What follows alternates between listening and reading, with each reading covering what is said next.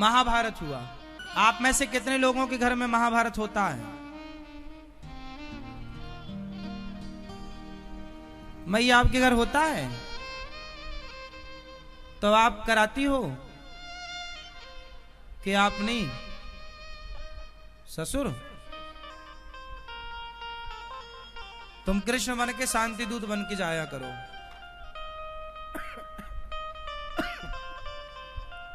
महाभारत कहां होता है? जहां जिद होती है। महाभारत कहां होता है मैया? जहां जिद हो, जहां दुर्योधन जैसा जिद्दी व्यक्ति हो, वहां महाभारत की स्थिति होती है। और जहां कोई जिद है ही नहीं, वहां महाभारत क्यों होगा?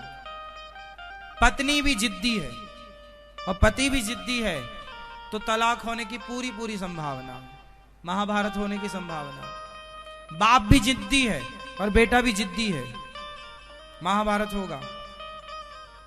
पर एक यदि जिद्दी है तो दूसरा समझदार है, नहीं जी क्या मतलब, इसलिए फिर वहां महाभारत नहीं होगा।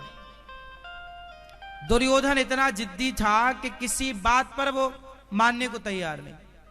भगवान बोले कि चल 5 गांव दे दे, भगवान बोले कि चल 5 गांव दे दे, तो 5 गांव क्या बोला, मैं सुई की नोक बराबर भी नहीं दूंगा।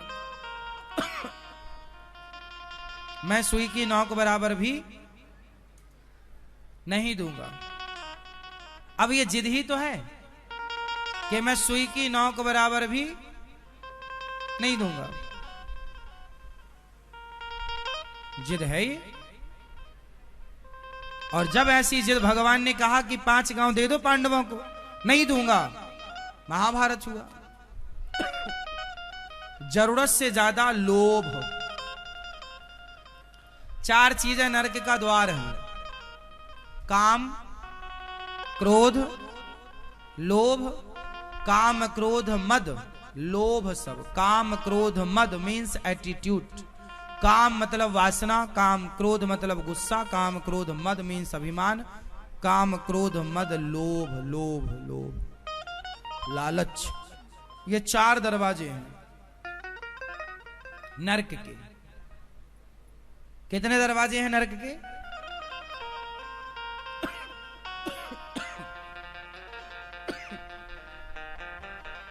काम। यदि आपके अंदर काम सवार है तो वो काम आपको नरक ले जाएगा। इसलिए काम से मीन्स वासनाओं से बचो। काम। क्रोध, आपको बहुत गुस्सा आता और गुस्से में आपने किसी को मारा और वो मर गया, तो वो गुस्सा आपको जेल पहुंचाएगा। इसलिए अपने क्रोध पर कंट्रोल। कई लोग गुस्से में सारा गलत काम कर देते हैं। कुछ लोग अपना मोबाइल तोड़ देते हैं, कुछ लोग अपनी टीवी फोड़ देते हैं, कुछ लोग गुस्से में आत्महत्या तक कर लेते हैं। पता आपको? गुस्से में अपना नुकसान करेंगे, अपना बिगाड़ेंगे। गुस्से में ऐसा गुस्सा जो आपके प्राण ले ले, तो बस तो गुस्सा जीत गए, आप हार गए।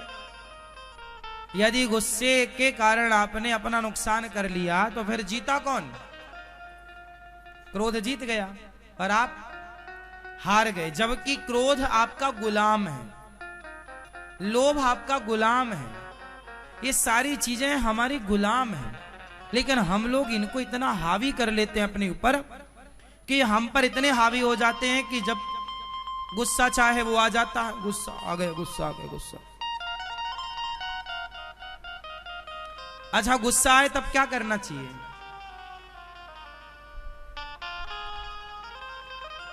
मैया बताओ मेरी मां, गुस्सा आए तो क्या करें? हाँ, शराब पी जाओ। क्या कह रहे हो?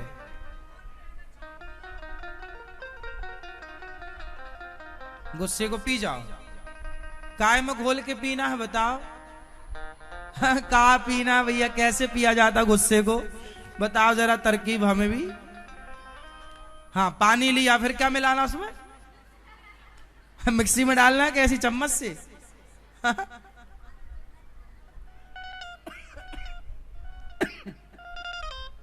जब हमें गुस्सा आए तो क्या करना चाहिए? ये उंगली उठाओ और इसको यहां रखो। जब गुस्सा आए तो ये करना चाहिए, गिलास विलास नहीं। कहीं तुम गिलास उठा के ना पत्नी के माथे में मार देना।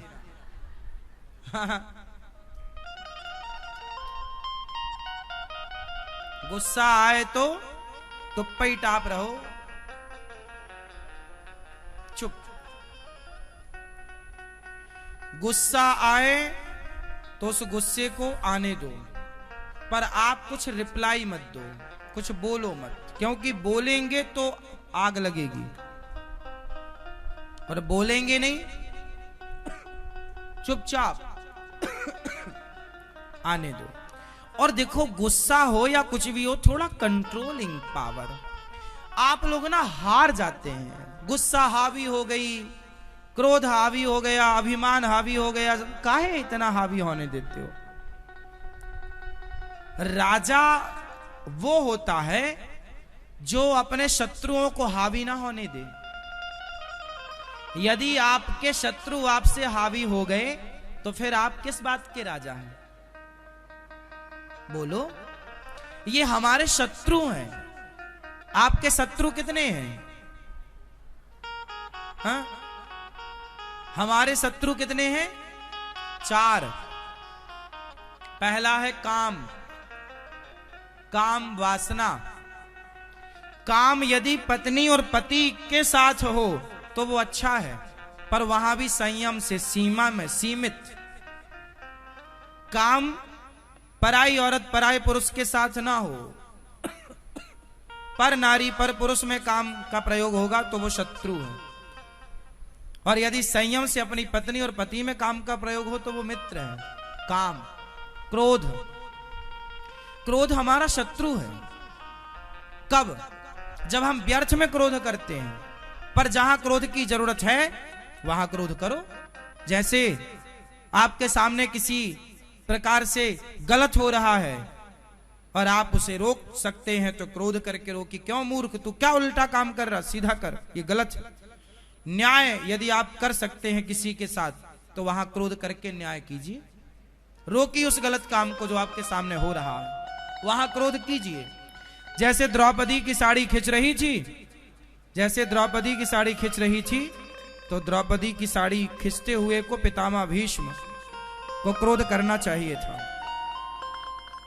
भीष्म पितामह को क्रोध करना चाहिए था, पर भीष्म पितामह ने क्रोध नहीं किया। तो जहां क्रोध की जरूरत है वहां तो क्रोध किया जाए, जहां जरूरत नहीं है वहां तो काम, क्रोध, मद, अभिमान, जहां अभिमान की जरूरत है वहां अभिमान किया जाए।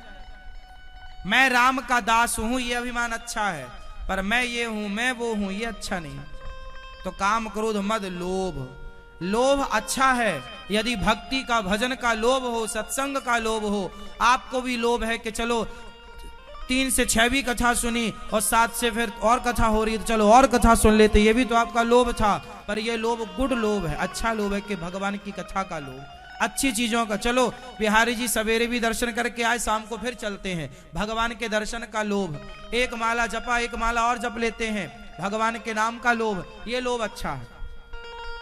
पर ये लोभ कि जरूरत से ज्यादा मुझे किसी दूसरे की संपत्ति, मैं उसका भी हड़प लूं, उसका भी हड़प लूं, इसका भी हड़प, ना, ये लोभ नहीं। आप अपना तो रखो, अपनी मेहनत का रखो, लेकिन दूसरे का हड़प लूं, बेईमानी से छल करके ले लूं, वो लोभ नाश करेगा। यही लोभ दुर्योधन ने किया, सत्यानाश हुआ।